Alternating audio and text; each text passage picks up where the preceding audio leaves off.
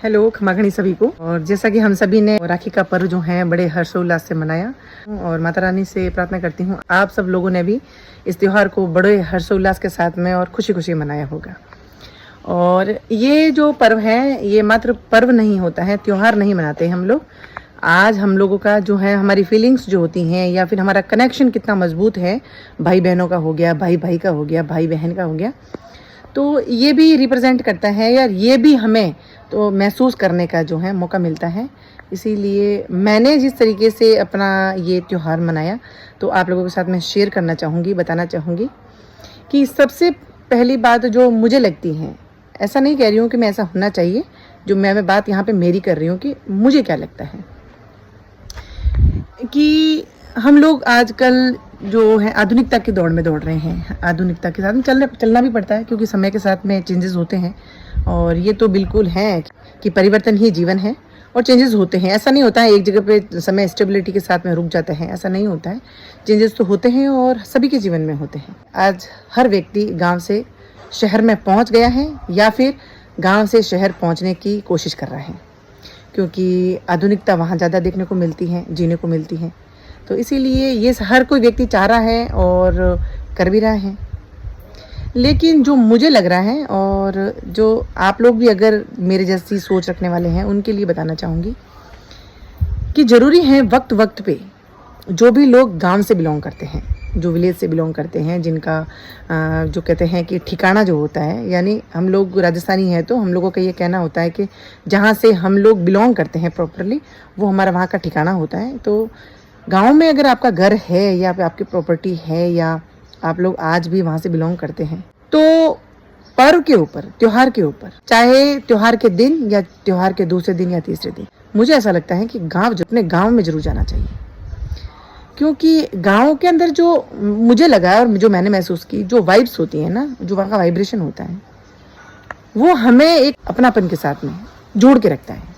आज मैं भी बाय प्रोफेशन टीचर हूँ, I run my own school and हम सब लोग we all are living our can say की मॉडर्न लाइफ।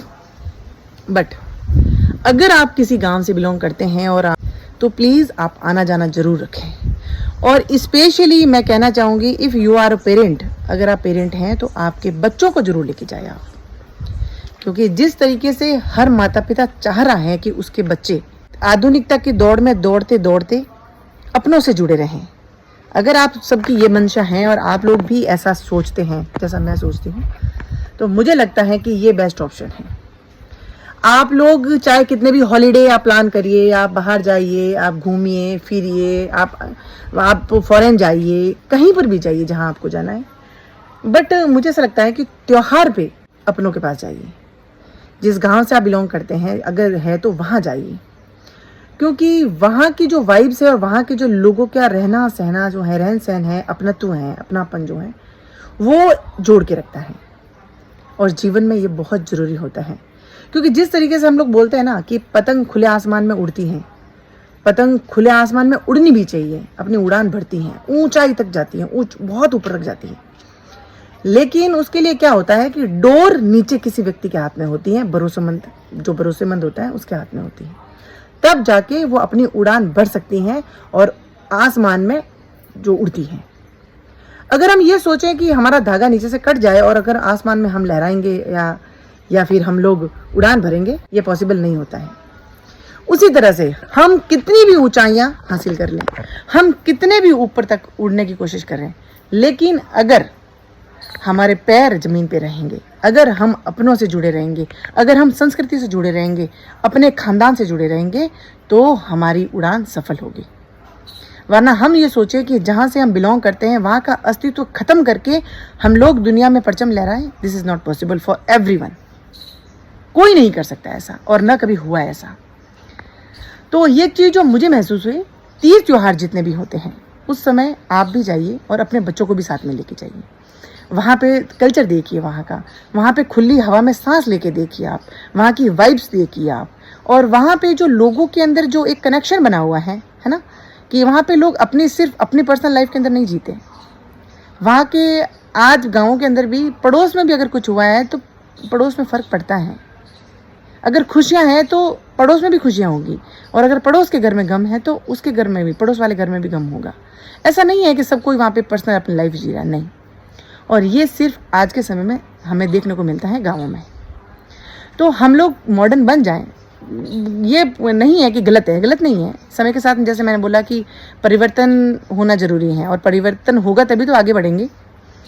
लेकिन उसके साथ में टाइम पे अगर हमें ये चीज़ें हमें याद दिलाती रहे, और हम लोग अपने आप को इस चीज़ को बार बार रिकॉल करते रहें कि हम कहाँ से बिलोंग करते हैं और हमारी संस्कृति क्या है, तो ये हमें हमारे जीवन को इतना ऊपर तक ले जा सकता है, इतना अच्छा जीवन बना सकता है कि सफलता के साथ साथ में आपकी जो रूट्स हैं, जीवन की रूट्स जो होती हैं, वो इतनी स्ट्रांग हो सकती हैं कि उसको कोई हिला नहीं सकता।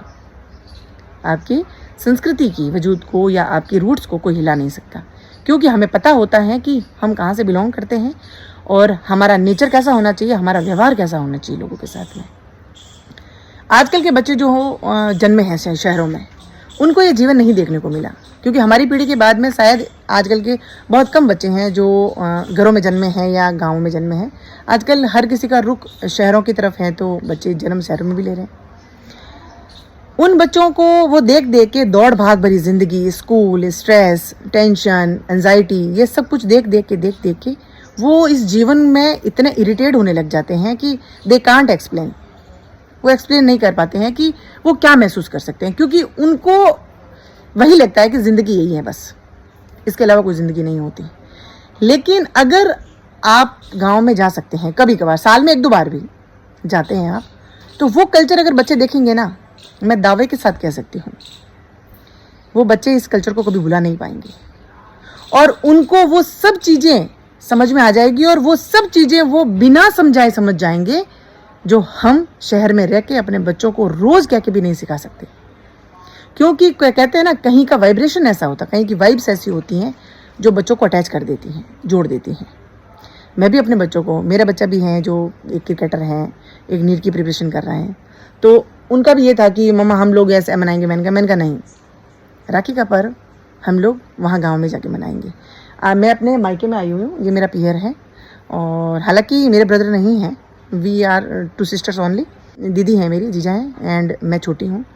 लेकिन मैं नहीं मानती कि ये पर्व सिर्फ और सिर्फ भाई बहन का है। बचपन से हम लोगों ने सिस्टर में आपस में राखी बांधी है, हम लोगों ने अपने फ़र्ज़ निभाए हैं, हम लोगों ने अपने कर्तव्य निभाए हैं। वो मेरे प्रति डेडिकेट है, मैं उसके प्रति डेडिकेट हूँ।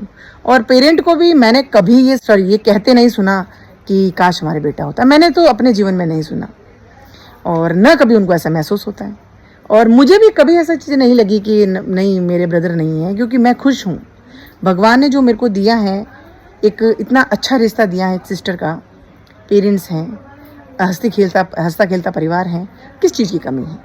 मुझे तो किसी चीज़ की कमी नहीं लगती, क्योंकि मुझे तो ऐसा लगता है कि भगवान ने जो भी जीवन दिया है, हाथ पैर हमारे सुरक्षित हैं, हम चल फिर पा रहे हैं, हम कमा पा रहे हैं, अपनी बुद्धि से सोच पा रहे हैं, अपनी स्वेच्छा से बोल पा रहे हैं, सब कुछ कर पा रहे हैं, तो मुझे नहीं लगता कि किसी चीज़ की कमी है। और अगर कमी ढूंढे हैं तो जीवन में किसी लोगों को देख के तो हज़ारों कमियां हैं, वो कमियां नहीं हैं, वो लालच हैं। और अच्छा है, पढ़े लिखे हैं, अपना हार्डवर्क करते हैं, खुद अर्न करते हैं, अच्छी फैमिली है, अच्छे मिलजुल के रहते हैं, प्रेम से रहते हैं। तो मायके में अभी आई थी, क्योंकि आज संडे है, कल सैटरडे था, कल राखी थी, तो कल भी मेरा स्कूल ऑफ था, आज संडे है, तो 2 दिन के लिए भी आए। बच्चों ने भी बहुत इन्जॉय किया।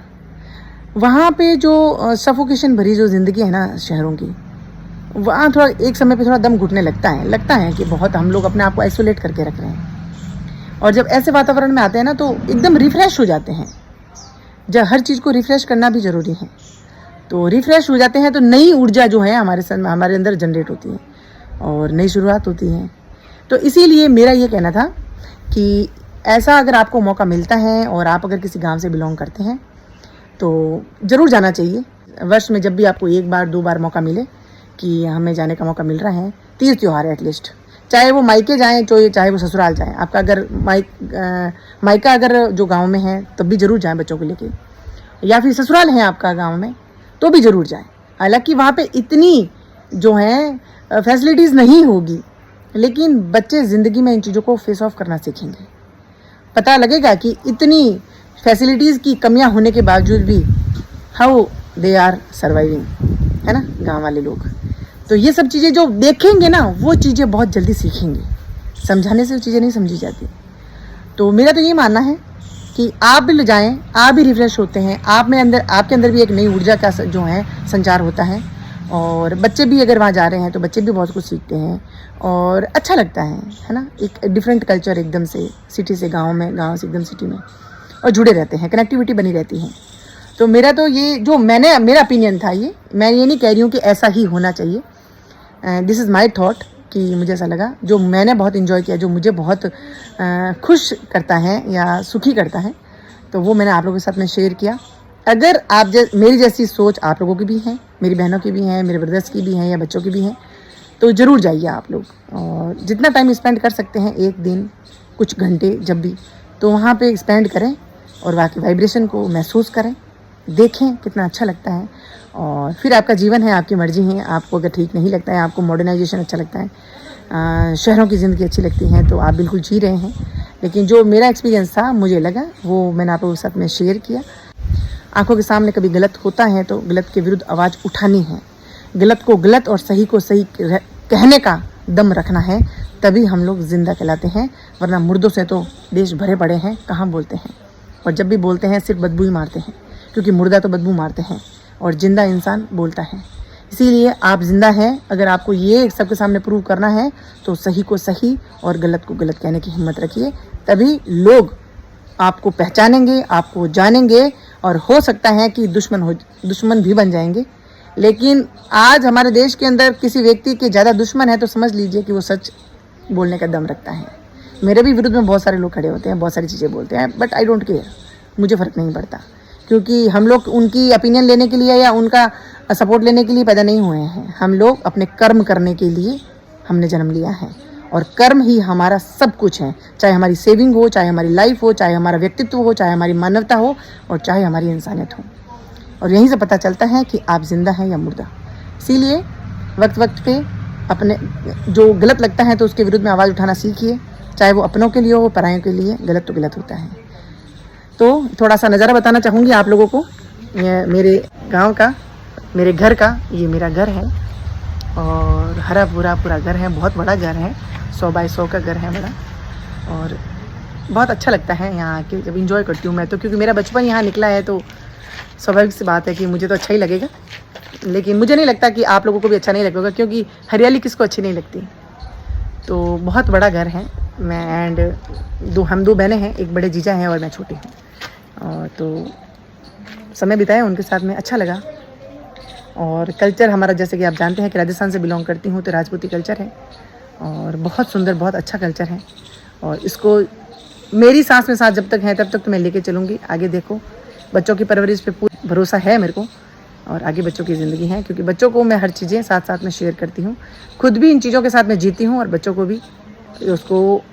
भी जीने का मौका देती हूँ, कि आप लोग भी इस ज़िंदगी को जिएँ, पता चले कि कैसा वहाँ का वातावरण है। तो क्षमा करनी सभी को, और वापस राखी के उपलक्ष्य में सभी को बहुत बहुत बधाइयाँ। और आगे के तीज त्यौहार भी आपकी ज़िंदगी में खुशहाली लाए, आपके घरों में खुशियाँ लाए, ऐसी माता रानी से मैं प्रार्थना करती हूँ।